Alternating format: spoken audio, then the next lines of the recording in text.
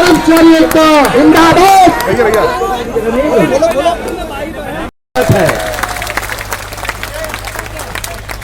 जो साथी बाहर है या नहीं आ पाए, उनको जगह नहीं मिल पाई, ये कैंपस छोटा पड़ गया, जबकि शुरू में हुआ था हाल के अंदर करना है। तो हमारे मेरठ के साथियों ने कहा सर हाल में तो हम कर ही नहीं सकते, ये 1857 की क्रांति की भूमि है। तो हमने कहा मैदान में करो, तो उन्होंने मैदान ढूंढा और आज आप सब ने मैदान को भी छोटा कर दिया। ये आपकी ताकत है, आपकी हैसियत है। मैं इस क्रांति भूमि को नमन करता हूं, उस 1857 की क्रांति के जो नाम और अज्ञात और ज्ञात जितने भी महापुरुष हों सभी को अभिनंदन और नमन करता हूं। अभी मैं विश्वविद्यालय में था, विश्वविद्यालय के गेट पर हमारे क्रांतिकारियों की मूर्ति लगी हुई है। मैंने सबसे पहले वहां जाकर उनको प्रणाम लिया और उनसे कसम खाई है 1857 की क्रांति आजादी की क्रांति थी, अब ये पेंशन क्रांति इसी मेरठ से शुरू होगी। आपने संघर्ष किया, ये आपके लोगों की जिम्मेदारी है, इसलिए इसके हकदार आप हैं। वहां से चली मामला, थोड़ा सा पीछे थोड़ा, वहां से चला मामला राजस्थान से कहां पहुंचे हम? इधर मंच के लोगों को थोड़ा सा थोड़ा सा पीछे जाइए और पीछे होइए, आप लोग थोड़ा पीछे जाइए, थोड़ा पीछे जाइए। राजस्थान से गर्मी चली, कहां गई? अरे बोलो भाई, समस्या यही है, आप बोलते नहीं तो विजय बंधु बोले हमारा काम बन जाए, और सरकार कहती है सब बोलेंगे तो हम देंगे। राजस्थान से कहां गई? छत्तीसगढ़, छत्तीसगढ़ के बाद फिर कहां गया? झारखंड। झारखंड के मुख्यमंत्री ने कहा भाई साहब आपका समय मिलेगा क्या? हमने कहा जून में छुट्टियां ले लो। 26 जून को उन्होंने कहा अगर मैं बहाल कर दूंगा तो आप मेरे लिए क्या करेंगे? हमने कहा आप बताइए। उन्होंने कहा अगर बहाल कर दूंगा तो आप 10-20 हजार लोगों के साथ अभिनंदन कर दीजिएगा। हम कहे नहीं, मैं नहीं करूंगा। मुख्यमंत्री चौंके, भाई इतनी बड़ी बात, बहाल करने के बाद आप अभिनंदन नहीं करना? हम कहे नहीं। अरे हमने कहा 1.5-2 घोषणा करने की 1 लाख लोगों को खड़ा कर दूंगा। उन्होंने कहा रांची के अंदर जितना बड़ा मैदान हो आप तय कर लो, हमें बता दो, मैदान आप बताओ, डेट मैं बताता हूं। और वहां सबसे बड़ा फुटबॉल मैदान, अंतरराष्ट्रीय फुटबॉल मैदान, उन्होंने कहा इसको भर देना। हमने कहा भर नहीं दूंगा, इसका हाल का बुरा हाल करूंगा मैं। और 26 जून को मुख्यमंत्री हेमंत सोरेन जी आए और उन्होंने कहा आपकी पुरानी पेंशन बहाल होगी। उन्होंने घोषणा किया और घोषणा करने के बाद कहें भाई साहब मेरा नंबर नोट कर लीजिए। सोचो वर्तमान मुख्यमंत्री, पहले हम विधायक के पास जाते तो सुनता नहीं था, आज मुख्यमंत्री का नंबर नोट कर लो, आगे चुनाव है। ध्यान रखना, ये बात इसलिए कह रहा हूं, आप अगर मुद्दे के साथ रहोगे तो ये जो हेमंत सोरेन ने किया, मैं बता रहा हूं प्रधानमंत्री जी भी बुलाएंगे। ये आपको कुर्सियां मिल पाएंगी क्या? इस आंदोलन को तन मन धन से सहयोग करना है। कितने लोग करेंगे? तैयार हैं? जो लोग अकेला की सदस्यता नहीं लिए सदस्यता ले लेंगे, बुला कर लीजिएगा, अपनी लीजिएगा और लोग दिलाइएगा। एक अकेला का डॉक्टर रामासी जी हैं, देखा है आपने? एक बार सब लोग ऐसे उनकी तरफ ऐसे सलूट करिए, रामासी की तरफ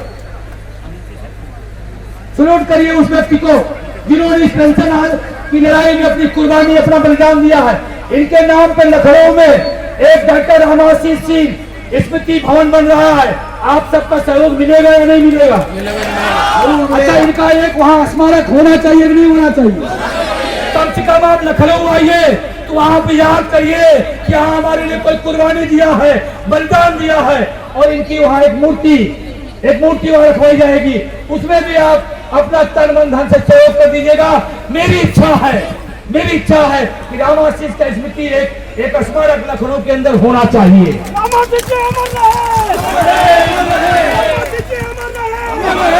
और जानते हैं बात मैं क्यों कह रहा हूँ? उनके पिताजी का मेरे पास फोन आता है, मेरे पास फोन आता है।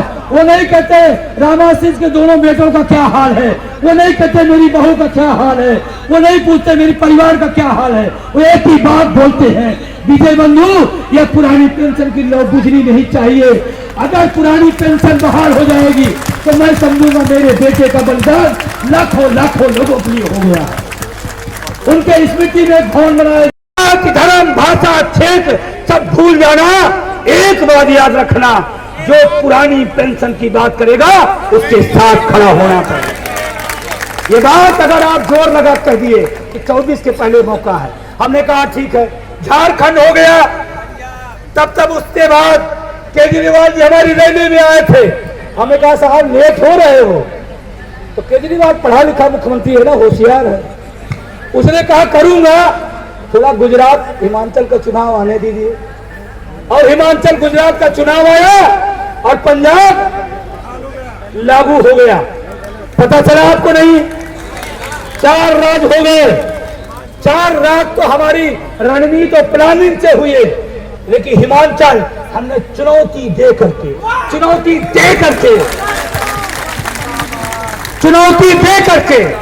वहां के मुख्यमंत्री, भूतपूर्व मुख्यमंत्री, चुटुर पुटुर नहीं, जब बताइए तो जम के, नहीं तो ना बोलते। समझ में आ रही बात? चुटुर पुटुर नहीं।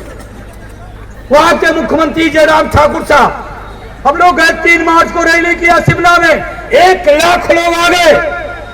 उन्होंने कहा इनको बढ़ने नहीं देना। वो बौछार पानी की, वो लाठियां हमारी महिलाओं पर, वो FIR हमारे लोगों पर, वो जो पड़ी, हमने शिमला के अंदर कसम खवाई, भूल जाना जाति, भूल जाना विचारधारा, भूल जाना नेता। अगर आपने इनको पलट दिया तो आने वाले सीमांचल को पूरा हिंदुस्तान के कर्मचारी सलूट करेंगे। करने आया हूं 3 बार मेरठ की सरजमी से। एक तो पेंशन क्यों होगी और कैसे होगी, और नहीं होगी तो हम क्या करने जा रहे हैं आपको बताऊंगा आज। 24 के पहले पेंशन चाहिए? ईमानदारी बताइए कितने लोग पुरानी पेंशन चाहते हैं? अच्छा, जब चाहने की बात आती तो वहां, अच्छा कितने लोग इस लड़ाई को लड़ना चाहते हैं? क्योंकि चाहना और लड़ना दोनों साथ चलेगा तो बात बनेगी। सही है? तो आज, और आपको एक जानकारी और बता दूं, 10 मई 1857 को जब क्रांति की बिगुल बजी थी, वो दिन रविवार था। और आज भी पढ़ लेना इतिहास में, मैं इतिहास का विद्यार्थी भी हूं और उसका अध्यापक भी हूं। वो दिन रविवार था और आज भी अंग्रेजों की तरह आप ना समझी ना करिएगा। सही है? अभी तो समझाने आया हूं, निवेदन करने आया हूं, बताने आया हूं, ये होने जा रहा है। तो 24 वाला मंत्र चाहिए? 24 के पहले मैं कह रहा हूं 110% इस देश में पुरानी पेंशन बहाल होगी, तो रोक नहीं सकता। अब उसकी जो रणनीति है, जो तकनीकी है, उस पर हम आपसे बात करेंगे। जो पीछे खड़े हुए हैं बैठ जाएं। मैंने पहले भी कहा, आपके बैठने से सरकारें खड़ी होती हैं और खड़ी करनी पड़ेगी। हमारी तरह एक कहावत है, खटिया खड़ा, क्यों दिनेश भाई? खटिया खड़ी बिस्तरा, और यहाँ से दिल्ली ज्यादा दूर। पता है, जिस दिन यहाँ विद्रोह हुआ था, अगले सुबह क्रांतिकारी दिल्ली थे। पता है? तो मैं थोड़ा 2-3 बातों पे आपसे बात करूं।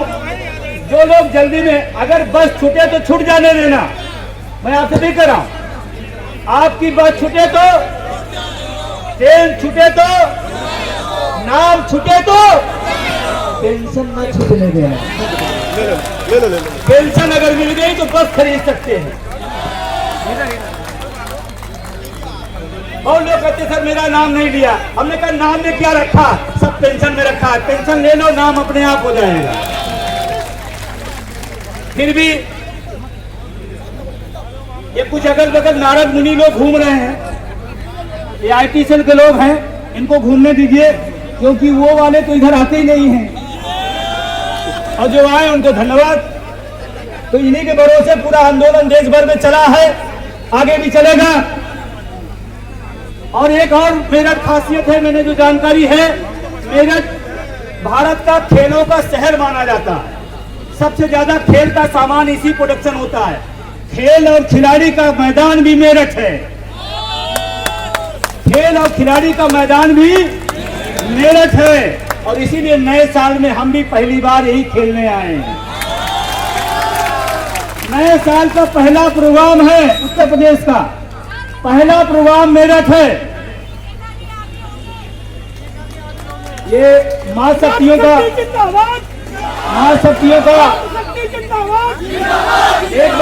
एक बार हमारे बीच में बहुत सारी मां शक्तियां हैं। एक बार मां शक्तियां खड़ी हो जाएंगी, एक बार मां शक्तियां जहां भी खड़ी हो जाएंगी। बहुत बड़ी संख्या, इनके लिए जोरदार तालियां, बहुत बड़ी संख्या। ये झांसी की रानी है, मैं सलूट करता हूँ। वो छोटा सा बच्चा भी साथ है, वहां खिला रहा है। बैठ जाइए, बैठ जाइए।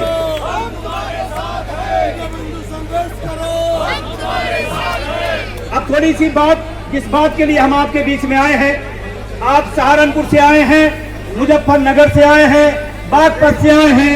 शानदार बजा तो ये मुद्दा नहीं बन पाया, अटेवा ने शानदार बजाया, 5 रात निपट गए।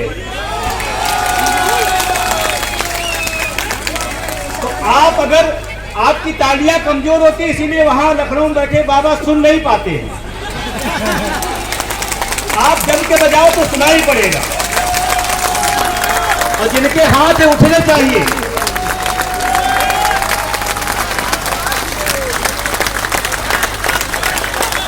Tension tension tension tension tension tension tension tension tension tension tension tension tension tension tension tension tension. जो लोग खड़े हैं वो बैठ जाए, क्योंकि खड़े होने पांव भारी होने का खतरा रहता है। जहां कुर्सियां मिले वहीं बैठ जाए, बैठ जाए। आप बैठेंगे तो सरकारें उड़ जाती हैं। आप खड़े होगे तो सरकार बैठी रहेगी, और आप बैठोगे। अपनी घर के, जब वो उपाध्यक्ष था, अपने घर की टॉयलेट सही करने के लिए 35 लाख रुपए खर्च किया था, हमारे टैक्स के पैसे से, हमारे टैक्स के पैसे से। और वो हमको समझा रहा है। थोड़ा सा आपको इसलिए बता रहा हूं कि इस समय मामला चल रहा है। टीवी डिबेट खोलो, टीवी डिबेट में क्या बताया जा रहा है, अगर पुरानी पेंशन लागू हुई तो भारत श्रीलंका हो जाएगा। क्या हो जाएगा? भारत श्रीलंका हो जाएगा। क्या ये सही है? क्या ये सही है?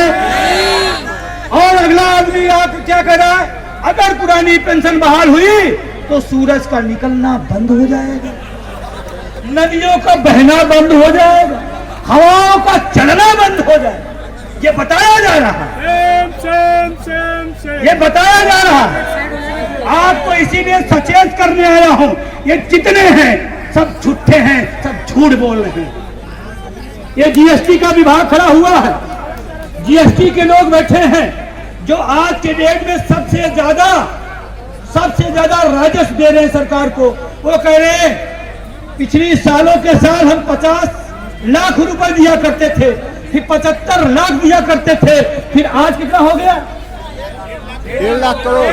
1.5 लाख करोड़, 1.5 लाख करोड़ महीना मासिक। ये GST के लोग बैठे हुए 1.5 लाख करोड़ महीना दे रहे हैं, कह रहे पैसा नहीं है। ये GST के लोग, अटेवा में यही तो मजा है, सारी सूचना यहाँ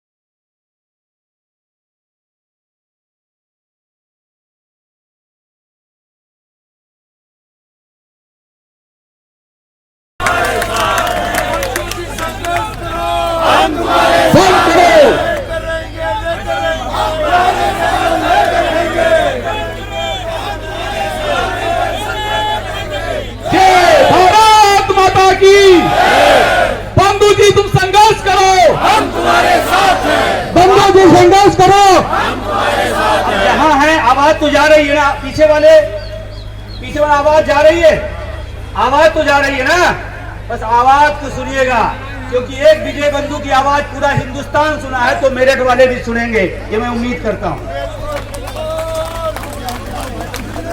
पहले लोग कहते थे असंभव है, ये हो नहीं सकता, कहते थे नहीं कहते थे।